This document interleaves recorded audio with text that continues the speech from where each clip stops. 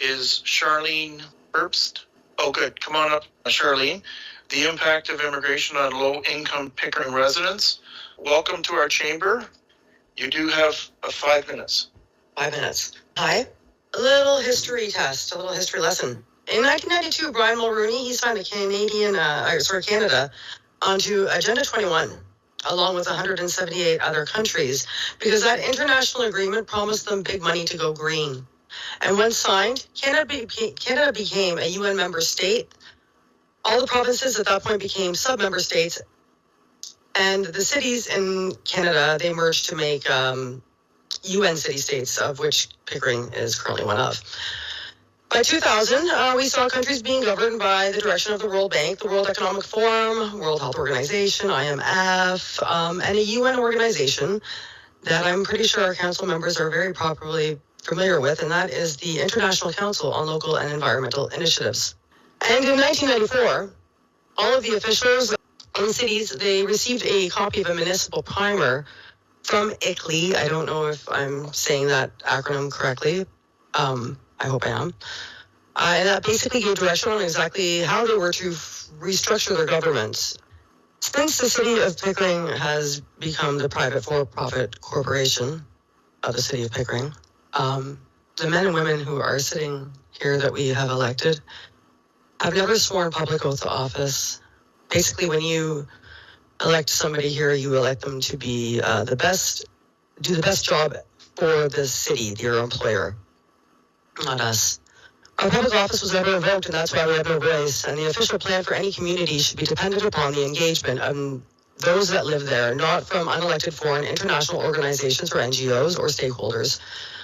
The Chief Administrative Officer works together to implement the UN's global agenda rather than a local one, and ICLEI became the primary source of consultation to push and fund the UN's global agenda. One thing that most of these municipalities in Canada have in common is that they're driving all future growth to settlement areas. They're restricting the rights of property owners, and they are targeting our mobility rights. And they're making these plans through unelected city staff and in consultation with internationally funded organizations. Regardless of whether or not Canada is a UN member state or not, no level of government has the authority to implement foreign mandates, policies, treaties, and or any other agreement whatsoever, and conspiring with foreign powers to assist in any act preparatory to the takeover of our nation is an act of treason, and that's according to Section 46.1 of the Canadian Criminal Code. You who are elected, you are our government. City staff is in our government, and unfortunately, your authority has been undermined through international contracts and fraudulent public-private partnerships. And these contracts, they are going to have to be revisited publicly, and then they're going to have to be rescinded. Before the Municipal Act of 2001, every mayor in every city in Canada appointed their own city staff locally, and there are more than enough people in this city right now that can do that job, and that's a job that we pay for them to do or for whoever to do. The mayor and council appointed the CAO and staff, and the mayor and council can fire them, plain and simple. The people of this area want to support you in making the right decision. We want to stand behind you, and we want to help you step into your true authority as mayor and council, because it was taken from you just as much as it was taken from us. And we really need you right now. The province's housing minister announced on October 23rd that he would introduce legislation that would wind back provincial changes to the official land use plan of 12 major cities in Ontario, and I'm here to make sure that Pickering is added to that list. The reason he said was that he found that it failed to maintain and reinforce the public's trust, and this is why. And the truth is that the province only made the decision to wind back their changes after some well-informed people found the courage to bring these facts to light and expose the ICLEI, UN, and our government's agenda. With that, I'd like to speak directly to you guys, our council, and Mayor Ash. There is concrete evidence that you are sitting in 3 legal capacities: public, private, and international, and with no authority to sign for any of them. You should seek legal independent advice to clarify that.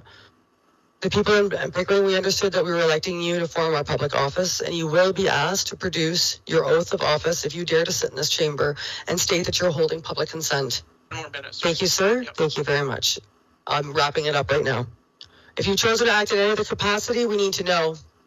And until your alliance is proven, the people of Pickering's public and private property is not to be included in any further bylaw rezoning, and therefore they are not subject to any other further service agreements. No one is obligated to obey a de facto possession of sovereign governing powers, nor are they obligated to participate in fraud.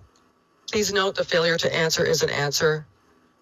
So if you refuse to respond by providing your oath of public office within 30 days, it will be indicated that you have abdicated your elected duty to act as our public trustee, and therefore you hold no representative authority or jurisdiction.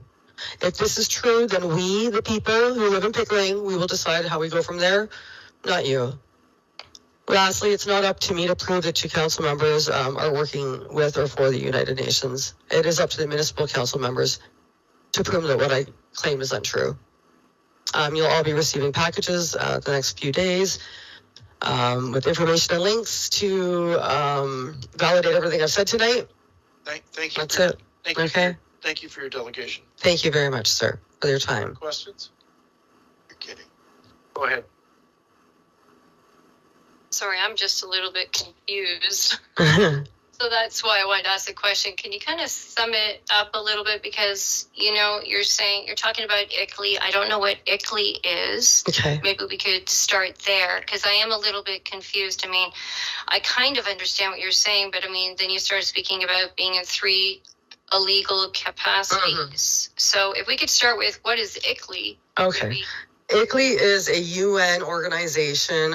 It's the International Council on Local and Environmental Issues. It's international and local. That's very bizarre to me. I'm sorry. I'm glad that you asked that. Hold on a second. I'm very nervous. ICLEI was sent here by a woman by the name of Elizabeth Dowdwell, if I'm not mistaken. And she directly worked for the United Nations, and her job was to come here and create city-states out of the sub-member states and implement a global agenda to fight climate change.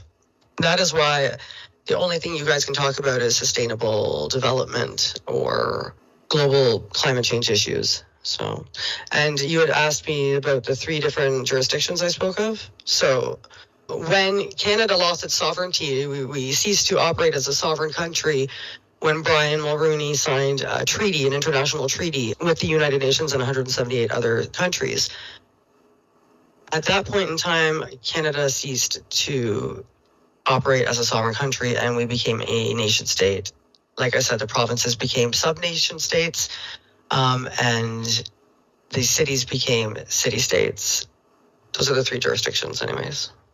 How you're sitting in all 3 of them is that you are claiming to be public officials when, whether or not you know it or not, or you're aware of it or not, you have not signed an actual lawful oath to the public. You've signed to be great employees of a private for-profit corporation. You're also employees, which makes you working in the private zone or private capacity, and internationally as the UN city-states, of which Pickering is currently one of. So, does that make any more sense to you? I don't know. A little bit. Thank you for trying to clarify that for me. Just a quick question now, I guess, through you, Mr. Mayor, to the CAO, and then I'll go back to a question for you if I can. What oath of office did we sign, or what declaration of office did we sign? Did we sign to pledge our allegiance to the people, or just to the corporation? I think the question goes to the clerk. Yeah. Madam Clerk. Thank you, Your Worship. Through you to Councillor Robinson.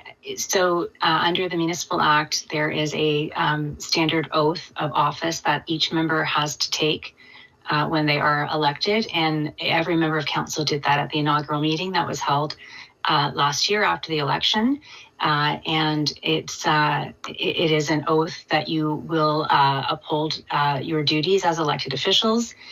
You are elected democratically under the Municipal Elections Act by the electorate being the residents of the city of Pickering. Final question, Councillor?